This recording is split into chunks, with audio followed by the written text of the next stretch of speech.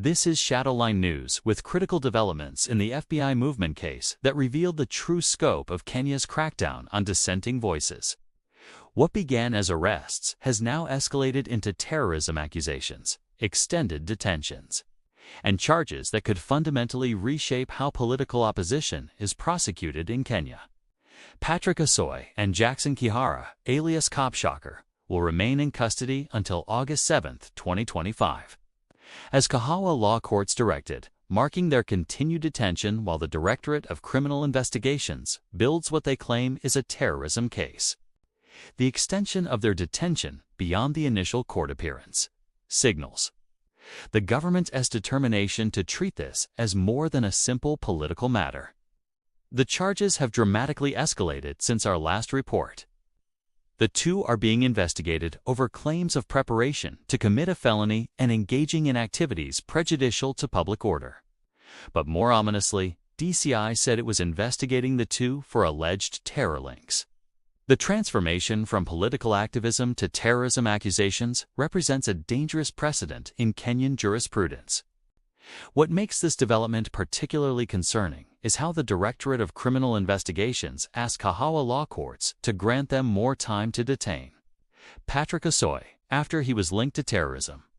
The terrorism angle appears to be a strategic legal maneuver designed to justify extended detention and potentially harsher sentences if convictions are secured. The circumstances of their arrests reveal telling details about police tactics. Upon learning that he was being sought, and after officers failed to locate him, the respondent approached them, knocked on the door of their vehicle, and identified himself, according to Osoi's lawyer. This voluntary surrender contrasts sharply with the government's narrative of dangerous fugitives requiring armed pursuit. Meanwhile, Patrick Osoi was arrested along Langata Road, while Cop Shakur was arrested in Kahawa West, suggesting coordinated operations designed to prevent the two from supporting each other during legal proceedings. The timing and locations weren't coincidental, but part of a calculated strategy to isolate each defendant. The crackdown has now expanded to include the third FBI movement founder. Police Constable Hiram Kimathi was arrested at his Kaineroo home Friday morning in a Directorate of Criminal Investigations operation targeting the Fighting Brutality and Impunity movement. The arrest follows detentions of his associates, completing the systematic targeting of all three founding members. The circumstances of Kimathi's arrest reveal the government's determination to silence all dissenting voices. Detectives from the Directorate of Criminal Investigations arrested former police officer Hiram Kimathi at his residential house in the Kambakia area of Makutano, Meru County, in what his lawyer described as retaliation for his expressions against the government and police brutality. What makes Kimathi's case particularly significant is his previous defiance of authority. Hiram Kimathi, a police officer who declined transfer orders, has been arrested after being linked to the FBI groups, showing how the government is using multiple pressure points to force compliance from dissenting officers. The government's messaging has also escalated dramatically. Interior Cabinet Secretary Kipchumba Murkomen has now publicly branded the FBI movement as subversive, stating that armed politics by trained officers constitutes subversion. This high-level political rhetoric transforms what began as arrests into a national security narrative. If you're trying to understand the bigger picture here, make sure you're subscribed to Shadowline News because we're connecting dots that others miss. This case is setting legal precedents that will affect political opposition for years to come.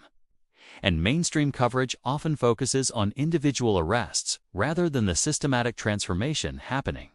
The legal framework being constructed around the FBI movement extends far beyond these three individuals.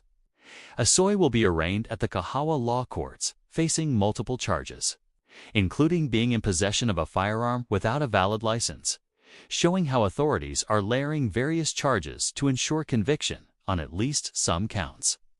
The broader pattern of targeting extends to other officers who showed solidarity during the protests. Two Kenyan police officers, Hiram Kimathi and Dennis Manyao, are facing dismissal after opposing shoot-to-kill orders and defending protesters during the past demonstrations. Dennis Manyao, known as Afande Deno, was previously arrested for allegedly recording the recent Gen Z protests and claims. He was strangled by a DCI officer during his arrest. What's particularly troubling is how the terrorism accusations have emerged. The Directorate of Criminal Investigations has confirmed the arrest of former prison officer Jackson Korea Kihara, alias Cop Shakur, and immediately began linking both men to terrorism despite their movement's stated focus on police accountability rather than violence. The extended detention period reveals the government's strategy of using pretrial detention as punishment. The leader of the Fighting Brutality and Impunity group, Patrick Osoi, alongside former prison officer Jackson Korea, will remain in custody until August 7th, as investigations into the controversial anti-police brutality movement continue. This approach turns detention into a form of trial by incarceration. The timing is significant as today marks August 6, 2025, meaning their detention period was set to expire tomorrow. The question now becomes whether prosecutors will seek further extensions, formally charge them, or release them on bail. Each option carries different implications for the broader crackdown on dissent. The broader pattern extends beyond just Osoi Cop Shakur and now Kimathi. The systematic targeting of former security personnel who opposed state violence during the Gen Z protests continues to send a chilling message to serving officers. Officer Hiram revealed that the FBI group will investigate extrajudicial killings and injustices committed under both the current and previous regimes, making their mission a direct challenge to institutional impunity. The international community's response, or lack thereof, will be closely watched. Kenya's treatment of these cases is testing whether the country can maintain its reputation as a stable democracy while simultaneously criminalizing those who defended citizens against state violence. The silence from traditional partners speaks volumes about geopolitical priorities. For the families of these detained officers, each extension of detention represents another week without income, another week of uncertainty, and another week of stigma associated with terrorism accusations. The personal cost of principled resistance continues to mount while legal processes drag on. The legal precedents being established will outlast these individual cases. If terrorism charges can be applied to anti-police brutality movements, the scope for future political persecution becomes virtually unlimited. Any organized opposition to government policy could potentially be reframed as threats to national security. Looking ahead to tomorrow's court proceedings, several scenarios could unfold. Prosecutors might seek additional detention time to complete their terrorism investigation. They might formally charge both men and proceed to trial. Or public pressure might force their release on bail. Though given the terrorism allegations, bail seems increasingly unlikely. The broader FBI movement faces an existential crisis.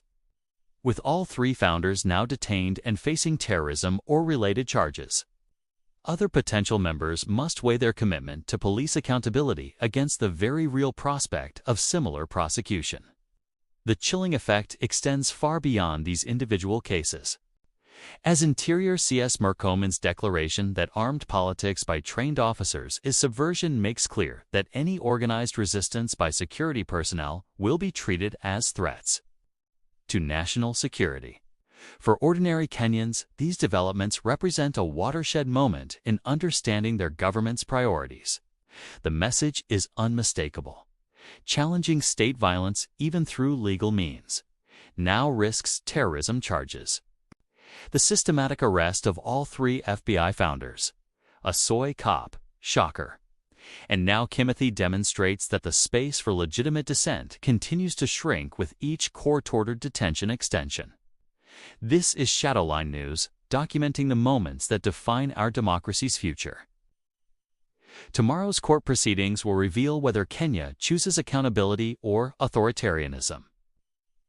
The stakes extend far beyond two detained officers to the fundamental question of whether citizens can organize against state violence without facing terrorism charges themselves.